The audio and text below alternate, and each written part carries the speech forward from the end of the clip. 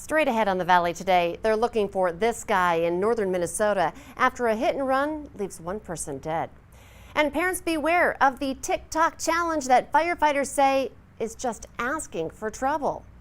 Plus, a bear, some dogs, and a California teenager's lightning-fast rescue mission in her own backyard. Wait till you see what she did to save her pets.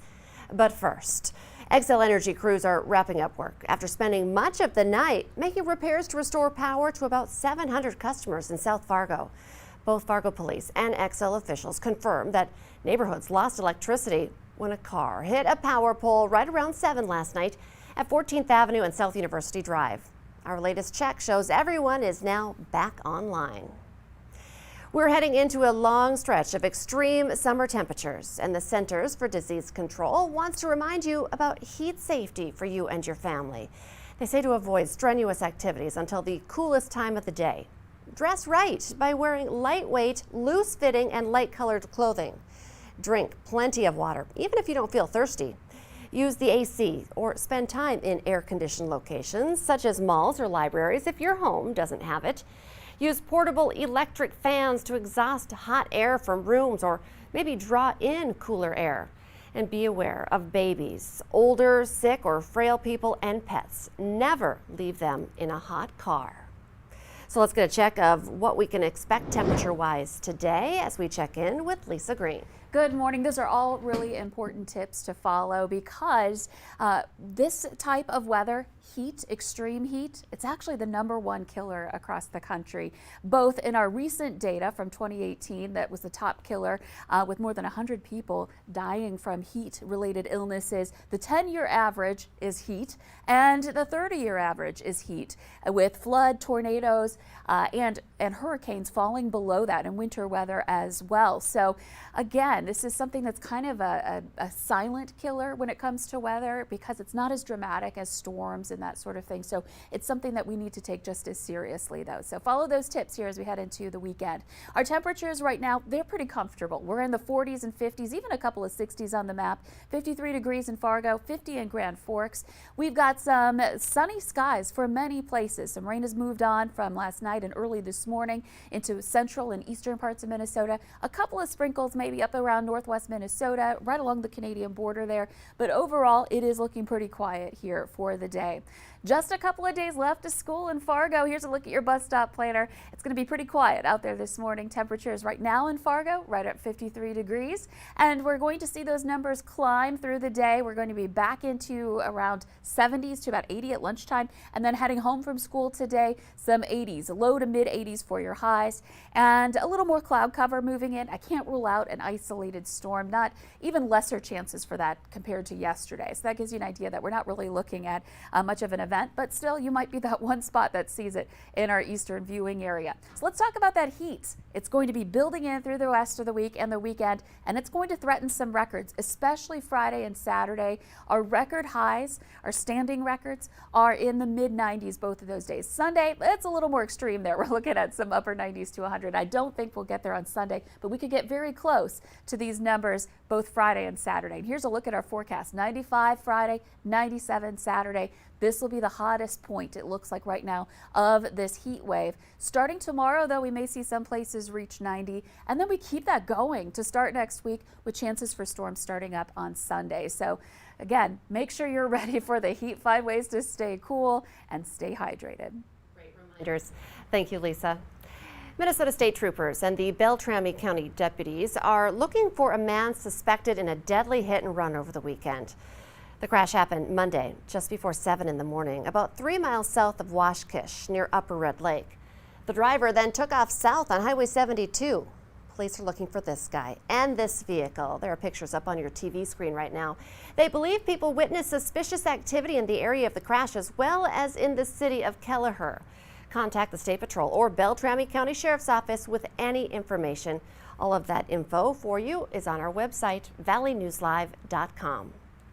And we have a traffic alert this Wednesday morning that may impact your travel. Phase 2 of the North Cheyenne Street reconstruction project begins today. And that's where we find the Valley Today's Brian Sherrod. He joins us live this morning with what to expect. Good morning, Brian. And good morning, Lisa. The action is underway while they're doing this construction project right here on Cheyenne Street, and there's multiple roads that are blocked off right now. They actually just finished putting up the different signs so that people can go ahead and reroute as needed. This is for them to work on the roads, but are also going to be doing their alley pavements as well, and they're way ahead of schedule, so that's a good sign for them to be able to start this construction project. So let's go ahead and let you know about these reroutes this morning. This week's work will span from 4th Avenue West to 3rd Avenue West. And next week we'll extend the construction work through 2nd Avenue West for the rest of Phase 2. During this time, Phase 1 will begin opening up in stages, starting between 4th and 5th Avenues West to allow on-street parking in front of the Cheyenne Plaza. The rest of Phase 1 will open as completed. Now, access to businesses and detour routes on Saukett and Morrison Street, public parking between the Firm and Pioneer Place, also temporary parking at the former Berg Auto site. Now, letting you know that the Firm is literally right here right beside me, so it's pretty easy to find when you're on Cheyenne Street, and Pioneer Place is right next to it. So once you get on this road, you'll be able to find exactly where these areas are for parking. Now, you want to make sure you're planning accordingly because, like I said, the construction's happening right now. It's expected to last all week and also go next week. So just take that extra time and expect congestions and delays. And follow the 3 S's, speed, space, and stress. All these full details found at valleynewslive.com. Brian Sherrod reporting live for us this morning. Thank you for that update. And here's another traffic alert for people driving in North Fargo. North University Drive in Fargo is going down to 1 lane today between 11th and 12th Avenues. There's private utility work going on in that area. The lane reduction is expected to last for 2 days. And people driving through downtown Moorhead could see a delay as well because of some partial road closures for the next day and a half. There's some pavement repairs going on along Main Avenue between 5th Street and the Red River Bridge. The westbound right lane will be closed, as will access from 4th Street north of Main. The actual work will be done later today, but the lane closure will continue until tomorrow morning to allow the asphalt to cure. TikTok challenges are becoming more popular, but one in particular involving fire is posing an extreme risk.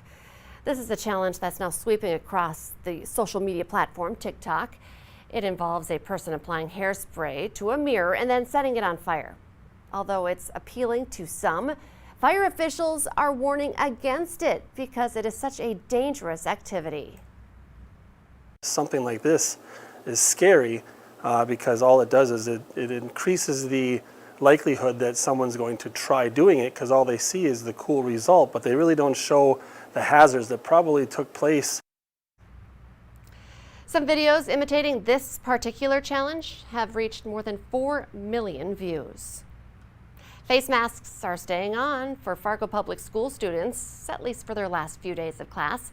School board members made that decision yesterday, despite some hoping to end the mandate and the district's Smart Restart plan. The motion to remove face masks came after Fargo Mayor Tim Mahoney said in an interview with Valley News Live last week that COVID is over. To keep fostering this fear, I think is irresponsible. I understand there's a lot of feelings and a lot of emotion here today. Those are the words you're actually using, but that does not mean that that's science. The board voted 5-4 to keep masks mandatory until June 7th. As for next fall, what students and teachers can expect is still up in the air. Work is about to start on Moorhead's new high school. The school board is breaking ground on the building later this morning. It's happening near the existing building in the 2300 block of 4th Avenue South. The new school is being paid for with a $110 million bond. It was approved by voters and is expected to be open by 2023. A local eye center is temporarily closed after the company says its support staff walked out. Care at TLC Laser Eye Center in West Fargo has been postponed for 30 days while the company hires and trains more people. The vice president of clinical operations tells us that its parent company recently went bankrupt, but he was unsure if that had anything to do with the employees walking out. And that clinic is not alone in making some unconventional choices to deal with staffing shortages. The Toasted Frog in downtown Fargo just announced they are temporarily closing for lunch service due to the worker shortage. In a Facebook post, the restaurant says they're working on hiring and training more staff to bring back lunch as soon as possible. Downtown Fargo's summer outdoor concert series resumes tonight. For the next 8 Wednesdays, there will be local and regional musicians performing free concerts on the corner of Broadway and 6th Avenue North. Food trucks start serving at 5 p.m. Music starts at 6. The series kicks off tonight with post-traumatic funk syndrome. You know, nothing gets between a girl and her beloved dogs, not even a bear. Gotta check out this video. Security camera captured the face-off in Bradbury, California. The video shows a bear and 2 cubs walking on top of the block wall behind the house. You can see that.